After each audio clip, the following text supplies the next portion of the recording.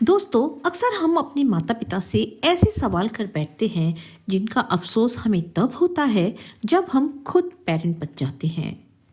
ऐसा ही एक बड़ा कॉमन सा सवाल है, आपने हमें पैदा ही क्यों किया, या फिर आपने हमारे लिए किया ही क्या है। ऐसा ही हुआ है आज की हमारी कहानी के नायक के साथ। पिताजी ने मेरे लिए किया ही क्या है। पार्क में सैर करते हुए भी शंकरलाल जी के कानों में अनायास ही बेटी द्वारा कहे गए शब्द गूंज रहे थे और दिमाग में केवल एक ही विचार, आखिर क्या कमी छोड़ दी हमने अपनी परवरिश में, अपने प्यार में, जो हमारे बेटे ने अपने मुंह से ये शब्द निकाले। एक ही पल में उसके बचपन की सारी मीठी यादों को उसने चकनाचूर कर दिया, जिन्हें याद करके हम आज तक खुश हुआ करते थे। अरे, मैं तो गर्व कर रहा था अपने आप पर कि मैंने अपने बेटे को पढ़ा लिखा कर इस काबिल बनाया कि वो आज इतनी बड़ी कंपनी में मैनेजर है। मुझे आज भी याद है उसके बचपन के वो दिन, जब उसकी माँ स्कूल जाने के लिए उसे तैयार करके रसोई घर में खाना बनाती थी और टिफिन पैक करती थी, और हमारा बेटा लेट ना हो जाए इसलिए मैं खुद उसको अपने हाथों से एक एक निवाला खिलाया करता था। किस किस तरह से बहला फुसला कर, तरह तरह की बातें बनाकर मैं उसे खाना खिला दिया करता था, और जब वो खाना खा लेता था तब मैं अपनी इस जीत की खुशी में कितना खुश हो जाता था। कितना प्यार लुटाते थे हम अपने बेटे पर। लेकिन आज केवल एक वाक्य के साथ उसने एक ही पल में सब कुछ खत्म कर दिया। पार्क से घर तक के रास्ते में ये सारी बातें सोचते सोचते शंकरलाल जी कब घर पहुंच गए उन्हें पता ही नहीं चला। घर पहुंचकर न्यूज़पेपर उठाते हुए अपनी पत्नी को आवाज लगाई, अरे सरिता, एक कप चाय तो लेकर आओ, आज बहुत थक गया हूँ। इतने में कुकर की सीटी बजी और उनकी आवाज वहीं दब गई। शायद सरिता ने सुना ही नहीं, ये सोचकर शंकरलाल जी रसोई घर में गए। देखा तो उनकी पत्नी सरिता भी अपने ही विचारों में गुम थी। अपनी पत्नी की उदासी का कारण जानते थे शंकरलाल जी। उनकी चुप्पी तोड़ने के इरादे से बड़े ही उल्लास भरे स्वर में बोले, अरे सरिता जी, आज चाय देने का इरादा है या नहीं। एकाएक अपनी सोच विचार में मगन सरिता जी अपने पति की आवाज सुनकर जैसे झटका सा खा गईं और उन्हें देखते ही तुरंत बोली, अरे आप आ गए, मैं आपका ही इंतजार कर रही थी। अच्छा जी, क्यों भला, कोई खास बात है क्या। अरे दरअसल आज नाश्ता बनाने में देर हो गई और शशांक को भी आज जल्दी जाना था। आज उसकी कंपनी के चेयरमैन आ रहे हैं ना, इसलिए सुबह 7 बजे ही जाना था उसे, तो शशांक बिना टिफिन लिए ही घर से चला गया है। आप एक काम तो कीजिए, आप उसके ऑफिस जाकर उसे ये टिफिन दे आइए, नहीं तो भूखा ही रह जाएगा हमारा बेटा। तब तक मैं आपके लिए चाय नाश्ता बनाकर रखती हूँ। शंकरलाल जी ने न्यूज़पेपर वहीं रख दिया और कुछ ही देर में नहा धोकर तैयार हो गए। शशांक के लिए टिफिन उठाया और जल्दी से उसे टिफिन देने के लिए निकल गए। इधर सरिता जी ने राहत की सांस ली और सोचने लगी, अगर शशांक के पापा उसके लिए टिफिन लेकर गए हैं तो इसका मतलब उन्होंने कल का वो झगड़ा सुना ही नहीं जो मेरे और शशांक के बीच में हुआ था। सुन लेते तो टिफिन देने जाने के लिए हरगिज तैयार नहीं होते। मैं तो बिना सिर पैर की ही चिंता कर रही थी। शशांक की तो हमेशा अपने पिता से एक ही शिकायत रहती है और हमेशा एक ही प्रश्न उसकी जुबान पर रहता है कि पिताजी ने किया ही क्या है मेरे लिए। एक शिक्षक बनकर कौन सा पहाड़ तोड़ लिया उन्होंने। अपने बेटे की छोटी छोटी ख्वाहिशों को भी पूरा नहीं कर सके। मेरा मित्र सोहन कितनी ऐशो आराम भरी जिंदगी जी रहा है, क्या बड़ा आलीशान बंगला बनाकर दिया है उसके पिताजी ने उसे। और मेरा दूसरा मित्र विशाल, जिसके पिताजी बिजनेसमैन है, उसके पिता ने उसे एक बड़ी कार खरीद कर दी है। पिताजी की नौकरी में तो हम 2 कमरों के किराए के मकान में ही रह पाए हैं, उनसे तो एक घर भी नहीं बनवा कर दिया गया। सरिता जी अपने पति के लिए बोली गई कोई भी गलत बात बिल्कुल भी बर्दाश्त नहीं कर सकती थी। तुम अपने पिताजी पर इस तरह कैसे दोषारोपण कर सकते हो? तुम्हारी बहन की शादी का खर्च भी उन्होंने ही उठाया था। हालांकि तुमने नौकरी करनी शुरू कर दी थी, पर उन्होंने तुमसे तो एक पैसा तक नहीं लिया। अपनी मेहनत की कमाई से ही किया है उन्होंने ये सब कुछ। शशांक, तुम्हें ये भी मालूम है कि तुम्हारे पापा घर में बड़े हैं। 3 बहनों और 2 छोटे भाइयों की शादी का खर्च भी उन्होंने ही उठाया था। और गांव की जमीन के विवाद का झंझट भी तो तेरे पिताजी ही देख रहे हैं। लेकिन माँ, इस सब का हमें क्या फायदा हुआ? उनके जिन भाई बहनों की आप बात कर रही हैं, उन सभी ने अपने और अपने बच्चों के लिए बड़े बड़े मकान खड़े कर लिए हैं। उन्होंने कभी सोचा कि उनके जिस बड़े भाई ने उनके लिए इतने कष्ट उठाए हैं, उसने एक छोटा सा मकान भी नहीं बनाया अपने बच्चों के लिए? क्या उनका फर्ज नहीं बनता था कि अपने बड़े भाई को भी एक मकान बनाकर दे दें? अपने पुत्र के मुंह से अपने पिता के लिए ऐसी अपमानजनक बातें सुनकर सरिता जी की आंखें भर आईं। सोचने लगी कि क्या बताऊं अपने बेटे को। आजकल के बच्चे क्या जानेंगे अपने पिता के उसूलों और कर्तव्यों के बारे में। अपनी आंखों से आंसू पोंछते हुए बोली, बेटा, मैं तो केवल इतना जानती हूँ कि तुम्हारे पापा ने जीवन भर अपना कर्तव्य निभाया। अपने भाई बहनों से कोई आशा नहीं रखी और ना ही उन्होंने कभी तुमसे कुछ मांगा है। ठीक है, पापा ने जो किया सो किया, लेकिन कम से कम जब हजारों बच्चों की ट्यूशन्स लेते थे तो उनसे तो फीस ले सकते थे ना। अगर उस समय उन्होंने अपने बच्चों के बारे में भी सोचा होता तो आज हमारा रहन सहन भी मेरे मित्रों के जैसा होता। आजकल के अध्यापकों को देखो, बड़े बड़े बंगले खड़े किए हुए हैं और शानदार गाड़ियों में घूमते हैं। तुम्हारी बात सही है बेटा, लेकिन तुम्हारे पापा के कुछ उसूल थे। उनके लिए ज्ञान प्रदान करने का महत्व व्यवसाय से कहीं बढ़कर था। उनके इन्हीं उसूलों के कारण वे दूर दूर तक जाने जाते थे। कितनी प्रसिद्धि होती थी तुम्हारे पिताजी की, कितने पुरस्कार मिले थे उन्हें, कितनी इज्जत की जाती थी उनकी। लेकिन ये सब बातें तुम्हारी कल्पना से बाहर हैं, तुम ये सब नहीं समझोगे। इस पर शशांक नाराज होते हुए बोला, क्या चाटना है उन पुरस्कारों को माँ? ऐसे पुरस्कारों से घर नहीं बनते। वो देखिए, वो सामने पड़े हैं उनके पुरस्कार, धूल खाते हुए। कोई नहीं पूछता है ऐसे पुरस्कारों को आज के ज़माने में। और जिस इज्जत की बात आप कर रही हैं, क्या वो इज्जत हमें मकान बनाकर देगी? इतने में दरवाजे पर दस्तक सुनाई दी। शशांक ने दरवाजा खोला तो सामने शंकर लाल जी खड़े थे। देखते ही शशांक सकपका गया और सोचने लगा कि कहीं उसके पिताजी ने उसकी बातें तो नहीं सुन ली। हालांकि शंकर लाल जी ने सब कुछ सुन लिया था, लेकिन वे बिना कुछ बोले अंदर आ गए और माँ बेटी की बहस वहीं पर समाप्त हो गई।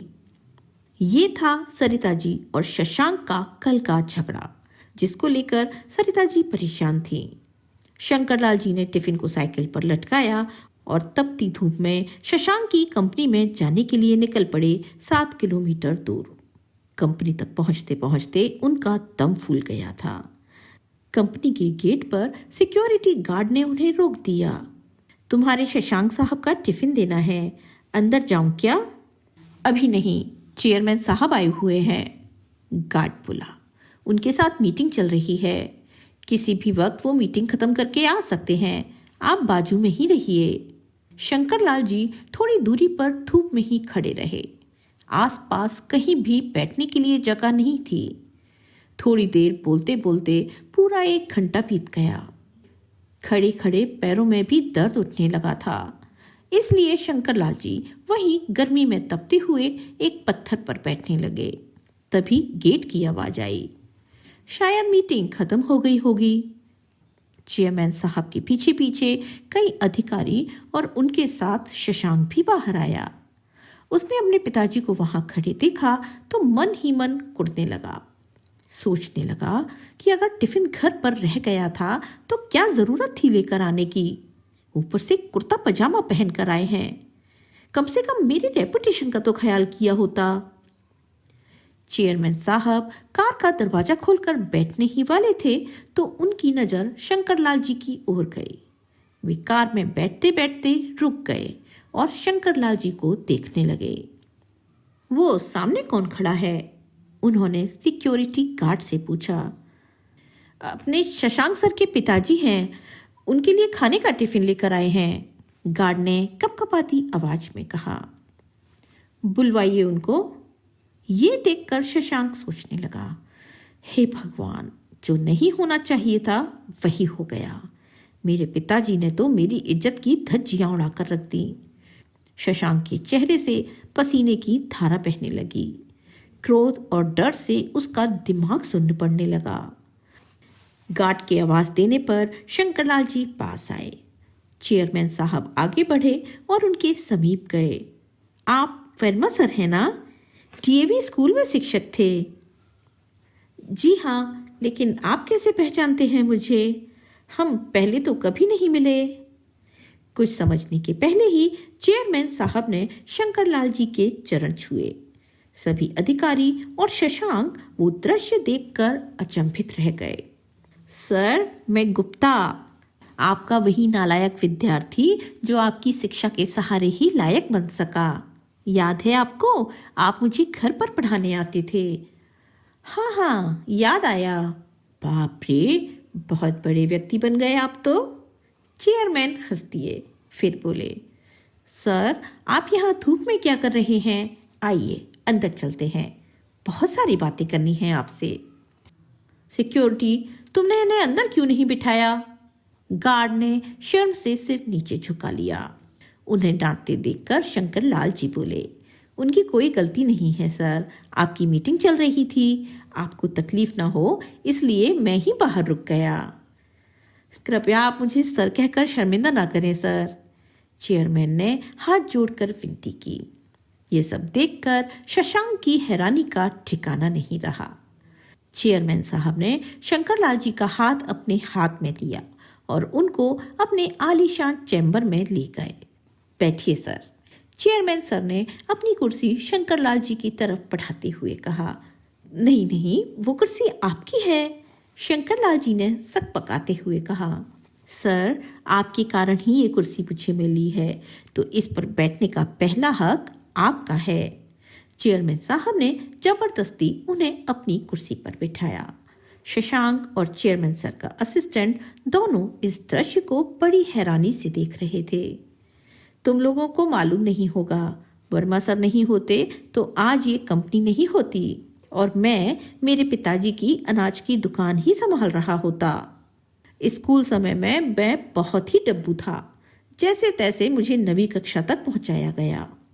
शहर की सबसे अच्छी क्लासेस में मुझे एडमिशन दिलाया गया, परंतु मेरा ध्यान कभी पढ़ाई में लगा ही नहीं।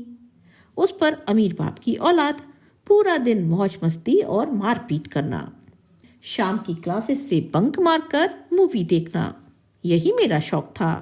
माँ को वो सहन नहीं होता। उस समय वर्मा सर कड़े अनुशासन और सर्वश्रेष्ठ शिक्षक के रूप में बहुत प्रसिद्ध थे।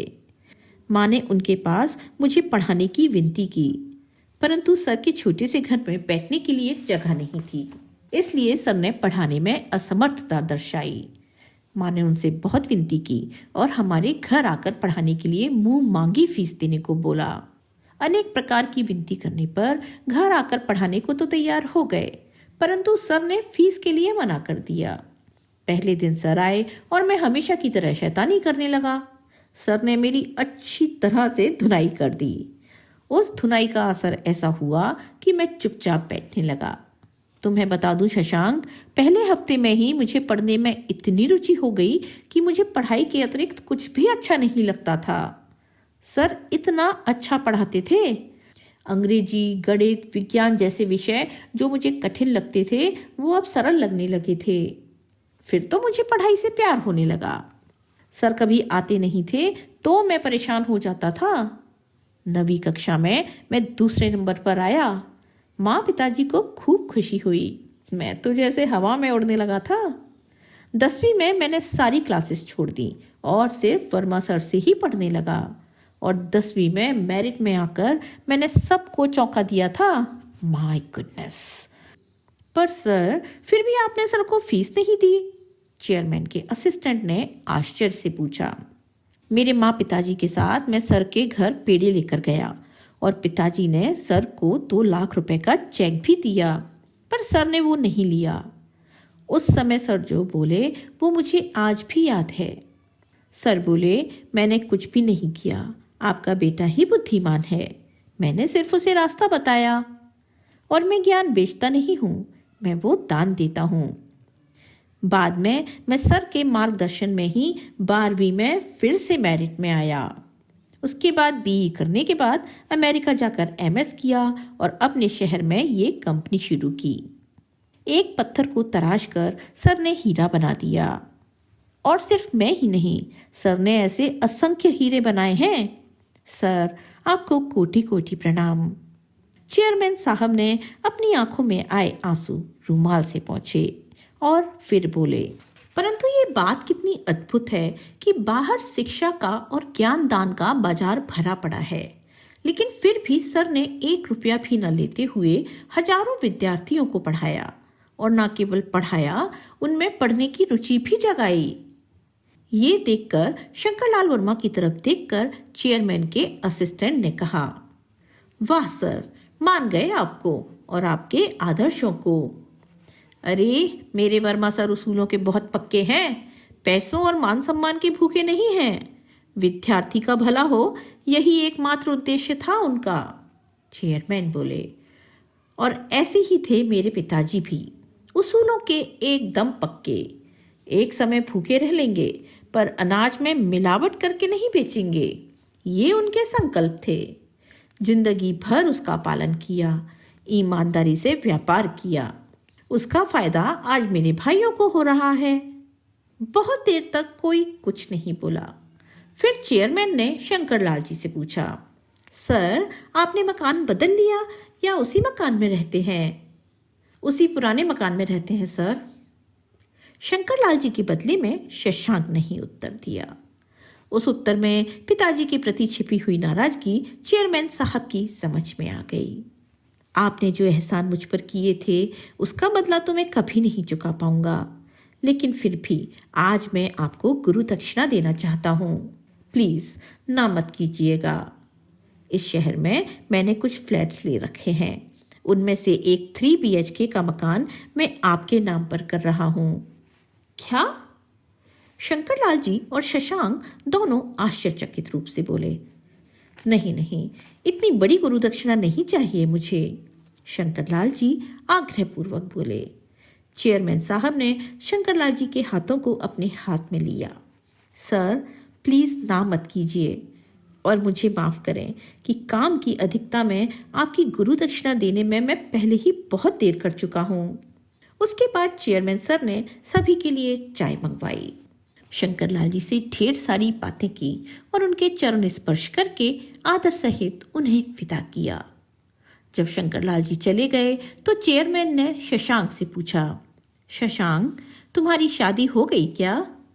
नहीं सर, पक्की हो गई है, और जब तक रहने को अच्छा घर नहीं मिल जाता तब तक शादी नहीं हो सकती।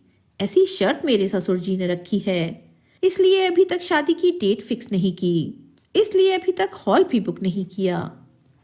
चेयरमैन ने फोन उठाया और किसी से बात करने लगे। सामने वाले से बात खत्म करके फोन रखकर धीरे से बोले, अब चिंता की कोई बात नहीं, तुम्हारे मैरिज गार्डन का काम हो गया है। हेरिटेज लाउंज तो तुम्हें मालूम ही होगा। सर, वो तो बहुत महंगा है। अरे, तुझे कहाँ पैसे चुकाने हैं? सर के सारे विद्यार्थी सर के लिए कुछ भी कर सकते हैं। सर के बस एक आवाज देने की बात है, परंतु सर बहुत खुददार हैं। सर ऐसा करेंगे नहीं। दरअसल इस लाउंज का मालिक भी सर का ही विद्यार्थी है। मैंने उसे सिर्फ बताया। सिर्फ हॉल ही नहीं, भोजन सहित संपूर्ण शादी का खर्चा भी उठाने की जिम्मेदारियां ली हैं उसने, वो भी खुशी से। तुम केवल तारीख बताओ। बहुत बहुत धन्यवाद सर। धन्यवाद मुझे नहीं, तुम्हारे पिताश्री को दो शशांक। ये सब उनके उसूलों का ही परिणाम है। और मुझे एक वचन दो शशांक, सर की अंतिम सांस तक तुम उन्हें अलग नहीं करोगे और उन्हें कोई भी दुख नहीं दोगे। अगर मुझे मालूम चला कि तुम उन्हें परेशान कर रहे हो तो न केवल इस कंपनी से निकाल दूंगा, बल्कि पूरे शहर भर के किसी भी स्थान पर नौकरी करने लायक नहीं छोड़ूंगा। ऐसी व्यवस्था कर दूंगा। चेयरमैन साहब कठोर शब्दों में बोले, नहीं सर, मैं वचन देता हूं, ऐसा कुछ भी नहीं होगा। शशांक हाथ जोड़कर बोला। शाम को जब शशांक घर आया तब शंकरलाल जी किताब पढ़ रहे थे। सरिता जी पास ही बैठी हुई चावल में से कंकर निकाल रही थीं। शशांक ने बैग रखा और शंकरलाल जी के पांव पकड़कर बोला, पापा मुझसे गलती हो गई, मैं आपको आज तक गलत समझता रहा। मुझे पता नहीं था पिताजी कि आपके उसूलों का इतना महत्व है, आपका व्यक्तित्व इतना महान है। कल ही मैंने आपके बारे में माँ को कितना अनाप शनाप बोला, आप नहीं जानते। इसके लिए भगवान मुझे कभी माफ़ नहीं करेगा। मुझे मालूम है बेटा, मैंने दरवाजे के बाहर खड़े हुए सब कुछ सुन लिया था, फिर भी आप मुझे टिफ़िन देने आए। शशांक की आंखें आंसुओं से टपटपा गईं। कुछ कहने के लिए उसे शब्द नहीं मिल पा रहे थे। शंकरलाल जी ने उठाकर उसे अपने सीने से लगा लिया। आज शशांक को अचानक क्या हुआ है, सरिता जी को समझ में नहीं आ रहा था, परंतु कुछ अच्छा ही घटित हुआ है, इसलिए पिता पुत्र में इतना प्यार उमड़ रहा है। ये देखकर उनके नैनों से भी कुछ बूंदें गालों पर ठुलक आईं। तो दोस्तों, आपको ये कहानी कैसी लगी, लाइक और कमेंट करके ज़रूर बताएं।